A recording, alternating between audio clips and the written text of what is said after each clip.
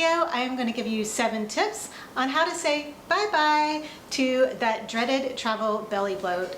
Don't you just hate it when you get off the plane at your destination and your belly feels like and kind of looks like you swallowed a basketball mid-flight?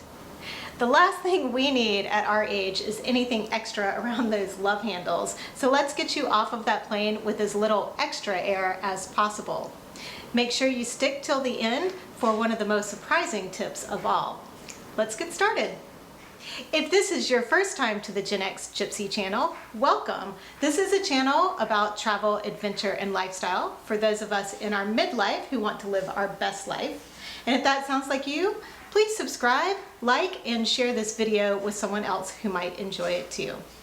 Now, the first thing we need to talk about with travel bloat is what the hell is travel bloat and how does it happen? So I thought I'd read a little bit about what jet bloat is.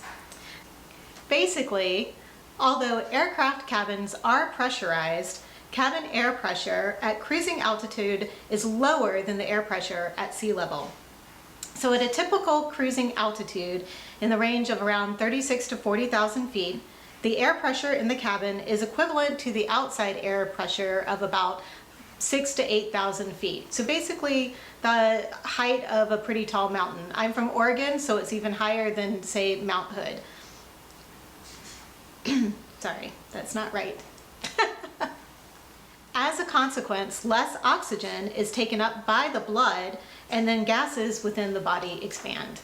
So basically, as you go up and the pressure goes down, the gases in your body start to spread out, and that's what makes us all uncomfortable. Especially when you add that with the fact that you're sitting in a seat for a really long time and the gas doesn't really have anywhere to go because you can't stand up and walk around.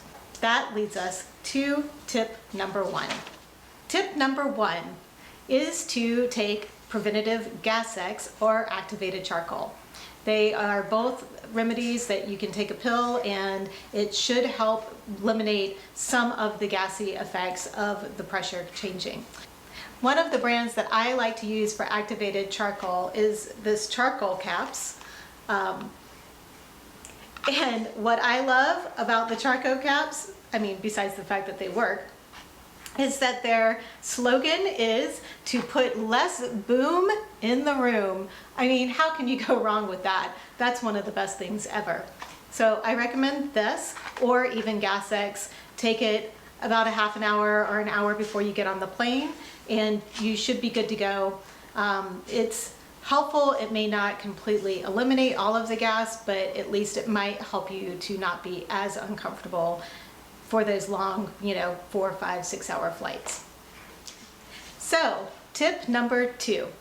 Tip number 2, one of my favorite tips, is to drink lots of water. I know you're gonna eventually get to a video where I'm not telling you to drink water all the time, but for travel, most of the time, drinking lots of water is never going to be a bad thing. In addition, you should avoid carbonated beverages, and yes, this includes beer, because that just adds that much more gas to your belly. So sparkling water, sodas, beer, all of that stuff has carbonation in it, and if you're trying to eliminate the gas, one of the easiest ways is to just not drink those things. Tip number 3. Tip number 3 is to take a probiotic leading up to your flight. I would start a week to 2 weeks out if you don't already take one on a regular basis. The probiotic is just going to help your gut health be in better shape so that it can process that extra gas a little more efficiently than your belly can do with having those healthy microbes in your gut. It's also a nice way to help prevent other intestinal issues that you might have with travel, say eating weird foods that might upset your stomach or water that may not be as filtered as we're used to. So I highly recommend starting the habit of taking a probiotic. Tip number 4 is to avoid those things that you commonly associate with gas, and that would be your cruciferous vegetables and beans, i.e. broccoli, cabbage, onions, all the beans, the black beans, the red beans, the white beans, just avoiding the beans. And I would do this even a day or two before you leave on your trip, just to make sure that it's had a chance to work its way out of your system. Now, you can have some of those cooked and they might not bother you as much. But if you want to avoid having that extra gas in your belly, I would just avoid them all and eat other vegetables that aren't going to be as gas inducing. So now you have a reason to just say no to broccoli.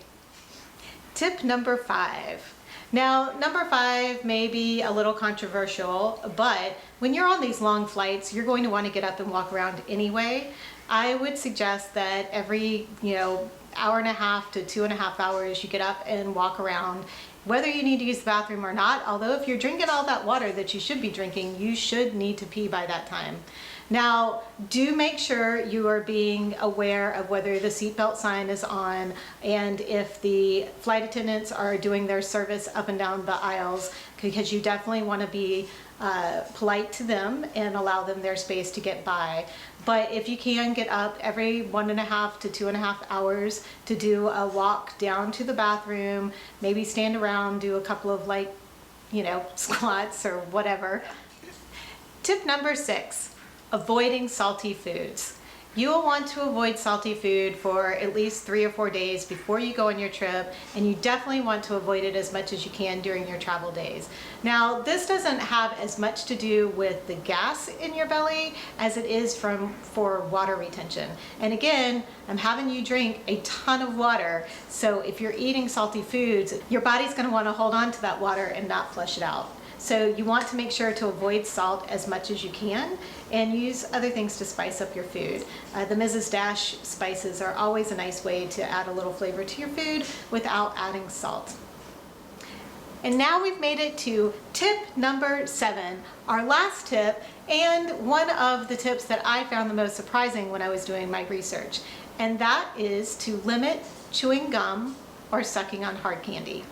Now, I don't know about you, but I do struggle getting my ears to pop on takeoffs and landings, so I usually like to chew some gum around that point in the flight. I also sometimes like to chew gum because it gives me a fresh mouth feeling after I've been on the plane and your teeth just start to feel yucky after a while. But I'm learning that when you chew the gum and you suck on the candy, you are taking in more air than you would be if you were just sitting there doing your thing, reading your book, listening to your music, watching your movie, whatever it is you do when you sit in your airplane seat. The gum and the candy can also contain sugar alcohols, which have been known to cause some gas and other intestinal issues. So it's just best to avoid them if you can, or save your gum and candy just for your takeoffs and landings so that it doesn't add to all of that gas that's building in your belly during the flight. So there you have it. Those are my 7 tips for how to avoid getting that dreaded belly bloat while you are flying, and hopefully get off of that plane with a nice flat stomach, or at least a flatter stomach than normal. If you found this information interesting, if you could please hit the like button and subscribe if you haven't done so already. When you subscribe, don't forget to ring that bell so that you'll be notified every time that I publish a new video, which I am doing twice a week on Tuesdays and Fridays. Thank you again for joining me, and I will see you soon. Bye-bye.